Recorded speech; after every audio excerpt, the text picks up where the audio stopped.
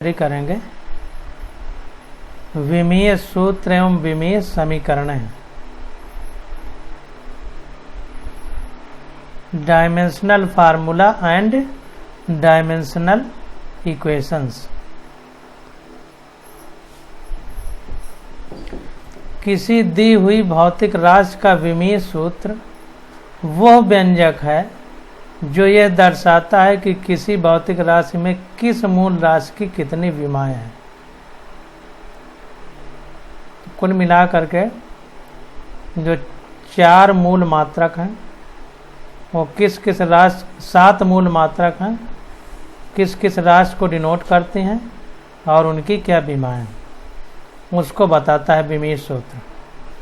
जैसे कह रहा है उदाहरण, आयतन का विमीय सूत्र m⁻0 L³ T0 और वेग या चाल का आयतन को लंबाई गुणे चौड़ाई गुणे ऊंचाई 3 विमा होंगी मीटर की, तो इसलिए L³ लिखा गया। वेग या चाल को मीटर पर सेकंड कहते हैं, इसलिए इसकी विमा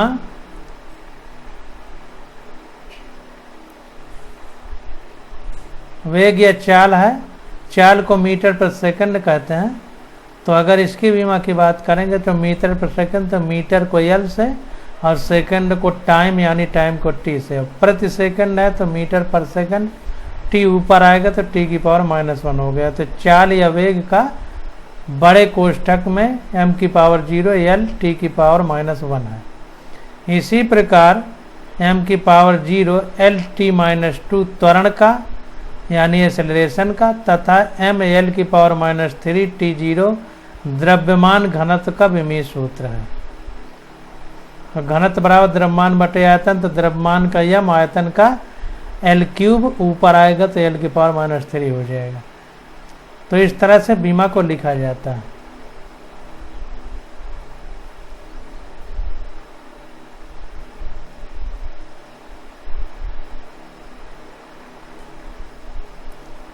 किसी भौतिक राशि को उसके विमीय सूत्र के बराबर लिखने पर प्राप्त समीकरण को उस राशि का विमीय समीकरण कहते हैं।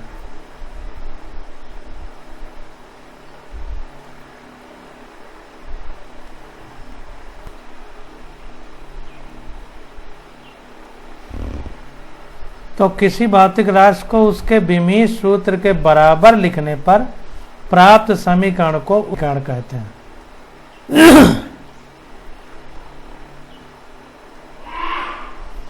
अतः विमीय समीकरण वो समीकरण है जिसमें किसी भौतिक राशि को मूल राशियों और उनकी विमाओं के पदों में निरूपित किया जाता है। उदाहरण के लिए आयतन बड़े कोष्ठक में v, चाल बड़े कोष्ठक में स्मॉल v, बल बड़े कोष्ठक में F कैपिटल F और द्रव्यमान घनत्व बड़े कोष्ठक में डेल्टा की विमीय समीकरण को इस प्रकार व्यक्त किया जा सकता है। तो देखिए विमीय समीकरण लिखे गए हैं। आयतन का बड़े कोष्ठक में m⁻0 L³ T0, ये वेलोसिटी का यानी वेग का m⁻0 L T⁻⁻1, फोर्स का बड़े कोष्ठक में F ब्रैकेट में m L t⁻2, घनत्व का डेल्टा बड़े कोष्ठक में m L⁻³ T0। भौतिक राशियों के बीच संबंध निरूपित करने वाले समीकरण के आधार पर विमीय समीकरण व्युत्पन्न की जा सकती है। तो भौतिक राशियों के बीच संबंध निरूपित करने वाले जो समीकरण हैं उनके आधार पर हम विमीय समीकरण को व्युत्पन्न कर सकते हैं। विविध प्रकार की बहुत सी भौतिक राशियों के विमीय सूत्र जिन्हें अन्य भौतिक राशियों के मध्य संबंधों को निरूपित करने वाले समीकरणों से व्युत्पन्न तथा मूल राशियों के पदों में व्यक्त किया गया है, आपके मार्गदर्शन एवं तात्कालिक संदर्भ के लिए परिशिष्ट 9 में दिए गए हैं।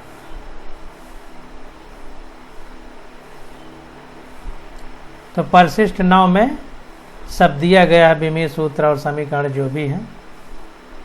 अब आगे देखते हैं हम लोग, परिशिष्ट 9 अभी देख लेंगे।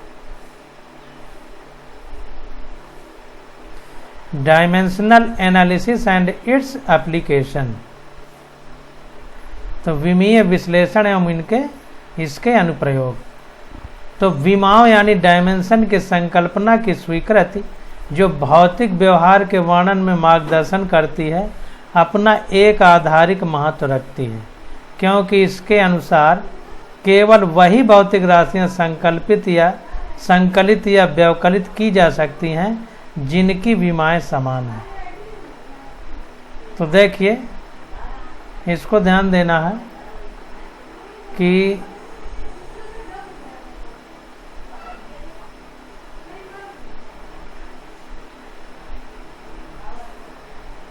जिनकी विमाएं समान है उन्हीं राशियों को हम लोग संकलित यानी जोड़ सकते हैं या व्यवकलित मतलब घटा सकते हैं। विमीय विश्लेषण का व्यापक ज्ञान विभिन्न भौतिक राशियों के बीच संबंधों के निगमन में सहायता करता है और विभिन्न गणितीय व्यंजकों की व्युत्पत्ति, यथार्थता तथा विमीय संगतता की जांच करने में सहायक है। जब दो या अधिक भौतिक राशियों के परिणामों को गुणा या भाग किया जाता है तो उनके मात्रकों के साथ उस प्रकार का व्यवहार किया जाना चाहिए जैसा हम सामान्य बीजगणितीय प्रतीकों के साथ करते हैं।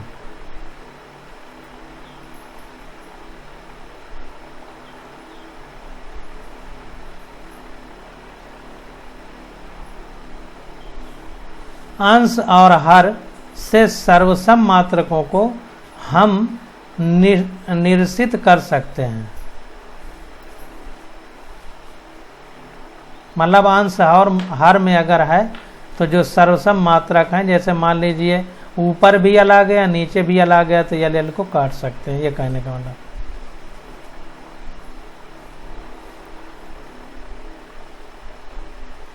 तो यहाँ पर हिंदी में देखिए, इंग्लिश में देखिए, we can cancel identical unit in the numerator and denominator.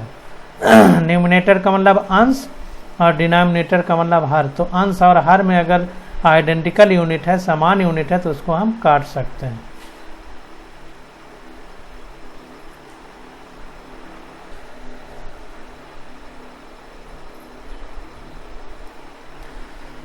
अब देखते हैं, यही बात भौतिक राशि की विमाओं के साथ भी लागू होती है। इसी प्रकार किसी गणितीय समीकरण में पक्षों में प्रतीकों द्वारा निरूपित भौतिक राशियों की विमाएं समान होनी चाहिए। तो ये जो ऊपर हमने बताया, कह रहा है यही बात विमाओं के लिए भी लागू होती है। इसी प्रकार किसी गणितीय समीकरण में पक्षों में प्रतीकों द्वारा निरूपित भौतिक राशियों की विमाएं समान होनी चाहिए। पक्ष मतलब लेफ्ट साइड और राइट साइड। अब देखें समीकरणों की विमीय संगति की जांच। Checking the dimensional consistency of equations. Checking the dimensional consistency of equations. समीकरणों की विमीय संगति की जांच। भौतिक राशियों के परिमाण यानी मैग्नीट्यूड, जैसा हमने बताया था कि 10 किलोग्राम है तो 10 हमारा परिमाण है। तो भौतिक राशियों के परिमाण केवल तभी संकलित या व्यवकलित किए जा सकते हैं, यानी उनको जोड़ा या घटाया जा सकता है तो अगर किसी भौतिक राशियों की विमाएं समान है तभी उनको जोड़ा या घटाया जा सकता है। तो इस चीज को ध्यान रखना।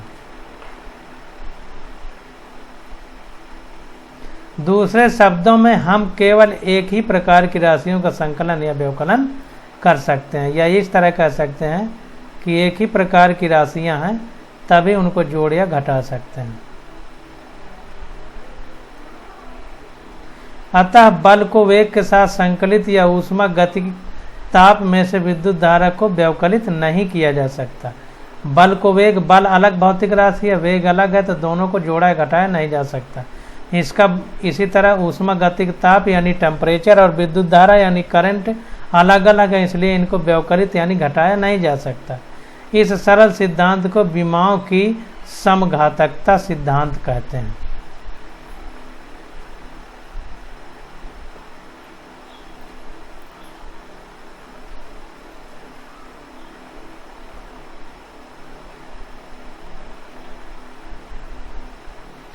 और इसकी सहायता से किसी समीकरण की संशुद्धि की जांच कर सकते हैं।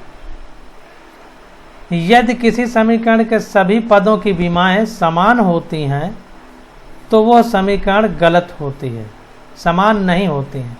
यदि किसी समीकरण के सभी पदों की विमाएं समान नहीं होती हैं तो वह समीकरण गलत होती है। विमाएं समान होना चाहिए, तो इसको ध्यान देना।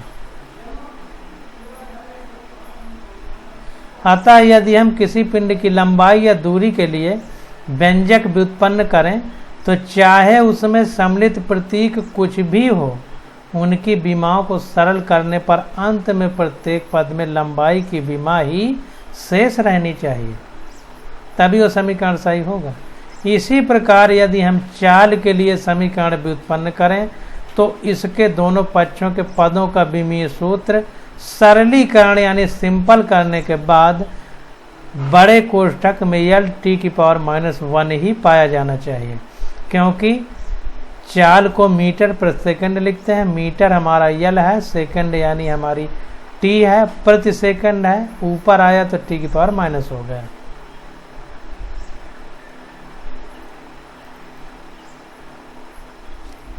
यदि किसी समीकरण की संशुद्धि में संदेह हो तो उस समीकरण की संगति की प्राथमिक जांच के लिए मान्य प्रथा के अनुसार विमाओं का उपयोग किया जाता है, किंतु विमीय संगत किसी समीकरण के सही होने की गारंटी नहीं है। इसको ध्यान दीजिएगा। विमीय संगत किसी समीकरण के सही होने की गारंटी नहीं है कि दोनों तरफ विमाएं बराबर हैं तो वो समीकरण सही ही है। ऐसा हो भी सकता है, नहीं भी हो सकता है, लेकिन विमीय हिसाब से, विमीय सूत्र के हिसाब से दोनों तरफ अपर विमाएं समान हैं तो विमीय विश्लेषण हमारा सही है, ये सत्य है। या अविम राशियों या फलनों की अनिश्चितता सीमा तक अनिश्चित होती है। त्रिकोणमितीय, लघुगणकीय और चरघातांकीय फलनों जैसे विशिष्ट फलनों के गुणांक अविम होने चाहिए। कोणांक अविम होने चाहिए। एक शुद्ध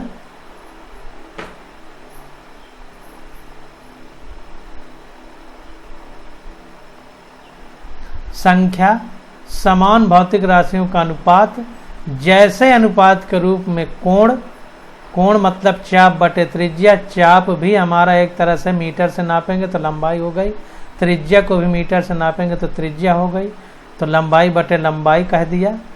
अनुपात के रूप में अपवर्तनांक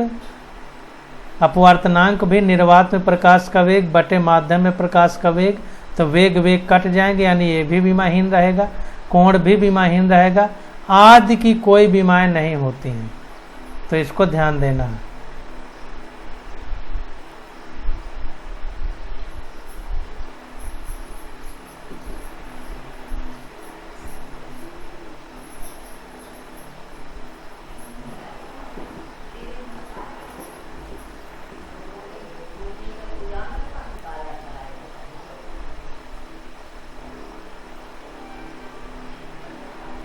क्योंकि ये सब अनुपात हैं तो अनुपात में ऊपर नीचे वाला कट जाएगा, इसलिए इनकी कोई भी विमाएं नहीं होती हैं।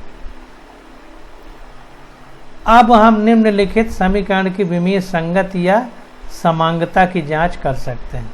अब मान लीजिए कोई विमीय समीकरण है, तो देखते हैं इसको। x बराबर x0 plus v0t plus half at², जहाँ x किसी कण अथवा पिंड द्वारा t सेकंड में चली गई वो दूरी है जो कण या पिंड समय t बराबर 0 पर स्थित x0 से प्रारंभिक वेग v0 से आरंभ करके तय करता है।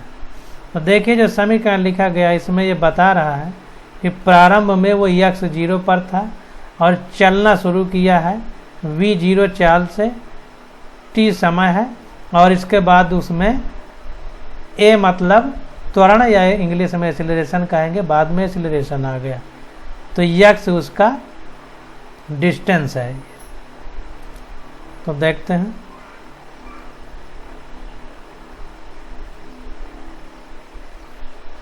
तो कह रहा है, अब फिर से इसको देखते हैं। जहाँ x किसी कण अथवा पिंड द्वारा t सेकंड में चलित वह दूरी है जो कण या पिंड समय t बराबर 0 पर स्थित x0 से प्रारंभिक वेग x0 पर समय t0 यानी x0 पर वो अपनी ही पोजीशन में था जहाँ से चलना शुरू करता है। स्थित x0 से प्रारंभिक वेग v0 से आरंभ करके तय करता है और इसका गति की दिशा में एक समान त्वरण a रहता है। गति की दिशा में इधर गति हो रही है, क्यों? गति की उल्टी दिशा क्यों नहीं कह रहा? अगर उल्टी दिशा होता तो हमारा त्वरण की जगह मंदन होता, जिसको इंग्लिश में रिटार्डेशन कहते हैं, तब a के साथ माइनस है साइन आता तो यहाँ पर माइनस हो जाता। तो इसकी माइनस नहीं प्लस है, इसका मतलब जिधर गति हो रही है त्वरण उसी दिशा में।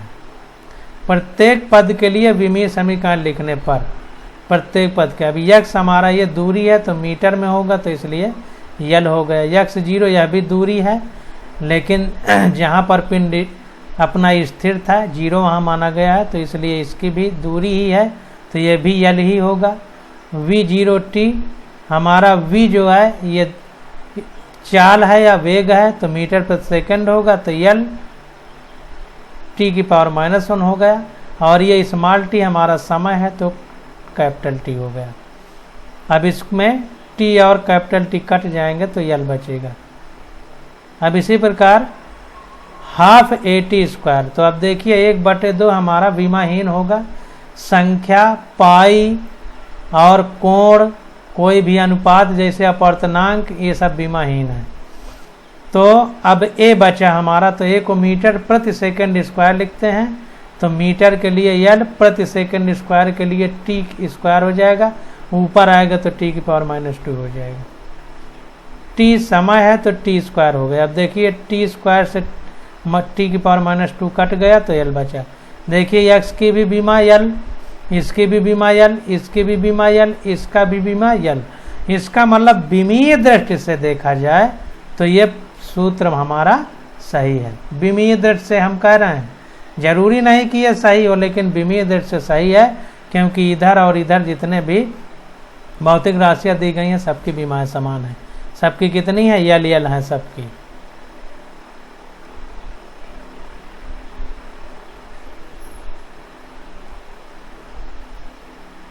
अब देखिए, क्योंकि इस समीकरण के सभी पदों की विमाएँ समान लंबाई की हैं, यल हैं सबकी, इसलिए यह विमीय दृष्टि से संगत समीकरण है। विमीय दृष्टि से, जरूरी नहीं कि सही हो, लेकिन विमीय दृष्टि से सही है।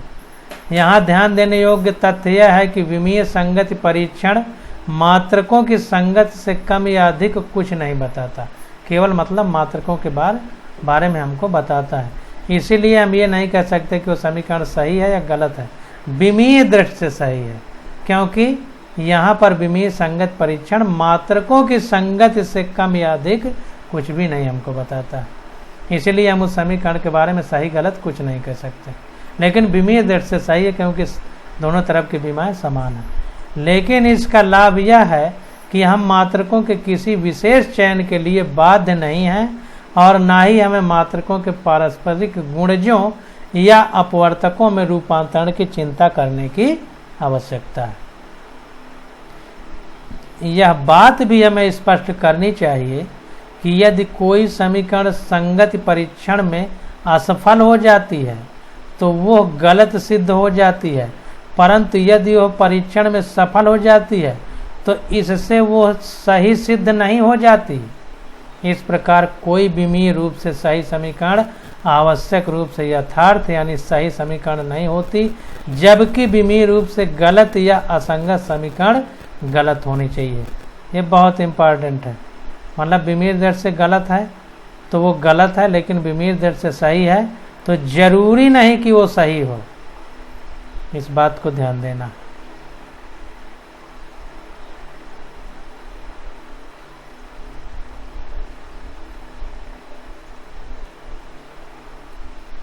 अब देखिए एक एग्जाम्पल द्वारा हम कुछ बातों को समझते हैं। तो उदाहरण 2.15 में कह रहा है, आइए निम्नलिखित समीकरण पर विचार करें।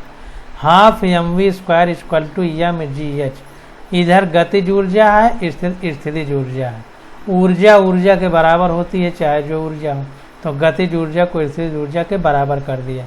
यहाँ m वस्तु का द्रव्यमान है, v इसका वेग है, g गुरुत्वीय त्वरण है। m द्रव्यमान मतलब मास है, v वेग मतलब वेलोसिटी है, g गुरुत्वीय त्वरण मतलब ग्रेविटेशनल एक्सीलरेशन है, और h ऊंचाई मतलब हाइट है। इंग्लिश में जांचिए कि क्या यह समीकरण विमीय दृष्टि से सही है। देख लेते हैं। तो यहाँ वाम पक्ष की विमाएँ, बायां पक्ष पहले ले रहे हैं, लेफ्ट हैंड साइड LHS लिखते थे हम लोग। तो यहाँ पर 1/2 की कोई बीमा नहीं होगी, गिनतियों की नहीं होती है। मास यम की यम हो गई, मीटर प्रति सेकंड होती है वेलोसिटी हमारी, तो मीटर प्रति सेकंड की L T⁻⁻1 स्क्वायर है तो स्क्वायर लगा दिया, बराबर mL²T⁻⁻2 हो गया, इसका अंदर गुणा हुआ, ये आ गया mL²T-2। अब आगे देखते हैं दक्षिण पक्ष की विमाएँ। अब राइट हैंड साइड में हमारा यम GH था, तो यम का यम हो गया, जी हमारा गुरुत्वीय त्वरण है, त्वरण को मीटर प्रति सेकंड स्क्वायर लिखते हैं, तो मीटर के लिए L, सेकंड स्क्वायर के लिए T स्क्वायर, जब ऊपर जाएगा तो T⁻⁻2 हो जाएगा। H हमारी हाइट है, हाइट को मीटर में नापते हैं, यानी लंबाई है, लेंथ है, तो लेंथ के लिए L हो गया। अब इसको सिंपल करेंगे तो mL²T-2 हो जाएगा, यानी mL²T-2।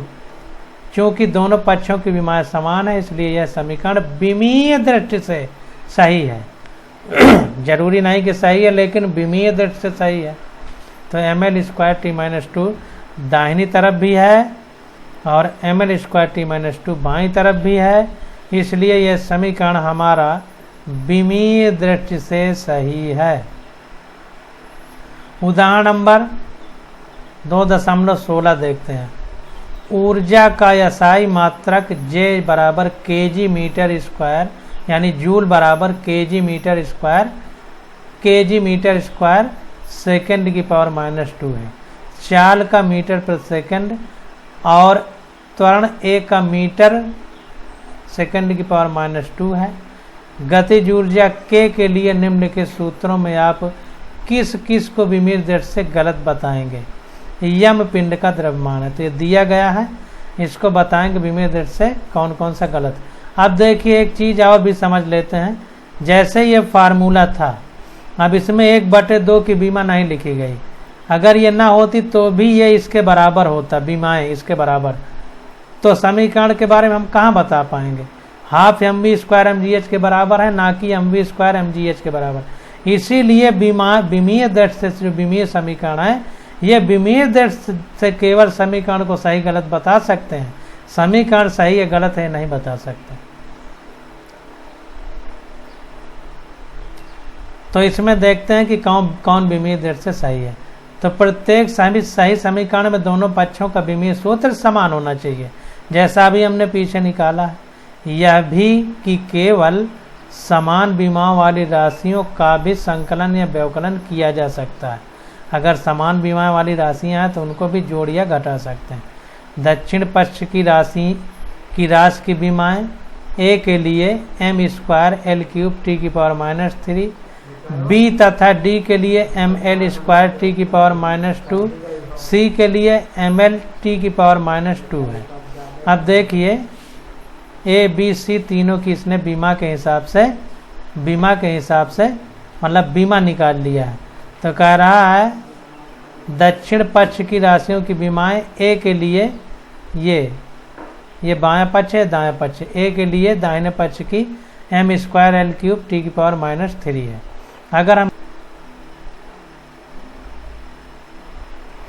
अब देखिए इधर हमने दाहिने पक्ष में निकाला तो m²V³ है, तो m कैपिटल M ब्रैकेट में उसका स्क्वायर कर देंगे, और v वेलोसिटी है यानी वेग है, तो इसका मीटर प्रति सेकंड होता है, तो मीटर के लिए L, सेकंड के लिए T⁻⁻1 होगा। लेकिन क्यूब है तो 3 का ऊपर क्यूब हो जाएगा, तो m²L³ T⁻⁻3, m²L³ T⁻⁻3 A के लिए। इसी प्रकार B तथा D के लिए mL²T-2 आएगा, B तथा D के लिए जब हम निकालेंगे। निकाल लीजिएगा, सब में वही है। तथा C के लिए अगर इसका निकालेंगे, इसका भी निकाल के दिखा देते हैं, तो हमारा द्रव्यमान का यम हो जाएगा द्रव्यमान का m हो जाएगा, और ये त्वरण है मीटर पर सेकंड स्क्वायर होता है, तो L(t⁻²) हो जाएगा, यानी mL(t⁻²). तो mL(t⁻²) के लिए इसी प्रकार आप सबका निकाल सकते हैं। तो ये हो जाएगा। तो वो कह रहा है कि समीकरण ई के दक्षिण पक्ष की राशि की कोई उचित विमाएँ नहीं है। ई वाले में देखा जाए तो दक्षिण पक्ष की जो राशि है, कह रहा है इसकी कोई उचित विमाएँ नहीं है, क्योंकि इसमें भिन्न विमाओं वाली दो राशियों को संकलित किया गया है। अब देखिए, इनको देखते हैं कि विमाएँ क्या क्या हैं। अब मीटर पर सेकंड स्क्वायर की निकालें, अगर इसकी हम निकालें तो mL(t⁻²) ये आ जाएगा। mL² (t⁻²) 1/2 की होगी नहीं। अब यमे का देखते हैं, इस यमे का निकालें तो mL² हो जाएगा, L की पावर 0 कर देंगे, L की कोई भी नहीं होगी।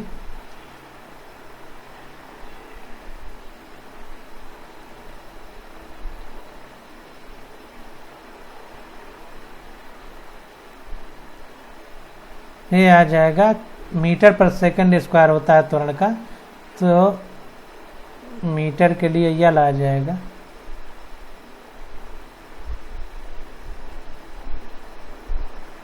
कैपिटल M हो जाएगा हमारा मास के लिए, और त्वरण के लिए L(t⁻²) हो जाएगा, यानी mL(t⁻²) होगा। इसका देखिए, इसका हमारा mL² (t⁻²) आया, इसका mL(t⁻²) आया, मतलब ये इसकी बीमा दूसरी है, इसकी बीमा दूसरी, ये विमीय दृष्टि से सही नहीं है। तो वही कह रहा है कि समीकरण के दक्षिण पक्ष की राशि की कोई उचित विमाएँ नहीं है, क्योंकि इसमें भिन्न विमाओं वाली दो राशियों को संकलित किया गया है, यानी जोड़ा गया है। इसकी बीमा अलग है, इसकी अलग है।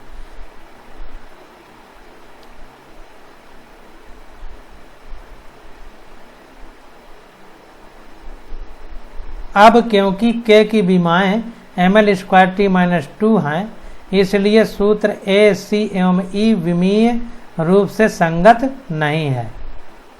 अब देखिए, अब k की विमा जो है, k हमारा कह रहा है ऊर्जा का SI मात्रा कितना है, k गतिज ऊर्जा है। तो गतिज ऊर्जा के लिए अभी हमने ये गतिज ऊर्जा है, इसका मात्रक mL² (t⁻²) निकाला है। तो k का mL² (t⁻²) होगा, क्योंकि गतिज ऊर्जा है।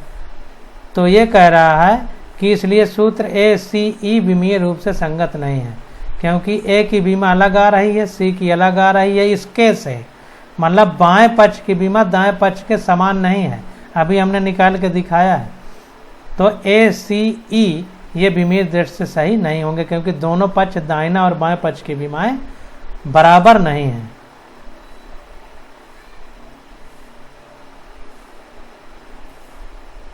ध्यान दें कि विमीय तर्कों से यह पता नहीं चल पाता कि B व D में कौन सा सूत्र सही है। विमीय दृष्टि से हम ये नहीं कह सकते कि B और D में सूत्र कौन सा सही है, लेकिन दोनों तरफ विमाएँ बराबर हैं, इसलिए विमीय दृष्टि से सही है। इसके लिए गतिज ऊर्जा की वास्तविक परिभाषा को देखना पड़ेगा। देखें अध्याय 6 में इसको हम विस्तार से पढ़ेंगे।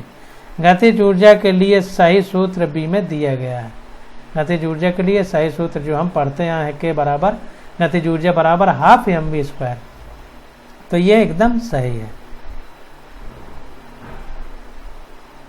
अब विभिन्न भौतिक राशियों के मध्य संबंध व्युत्पन्न करना। विभिन्न भौतिक राशियों के मध्य संबंध व्युत्पन्न करना। अब इसको हम अगले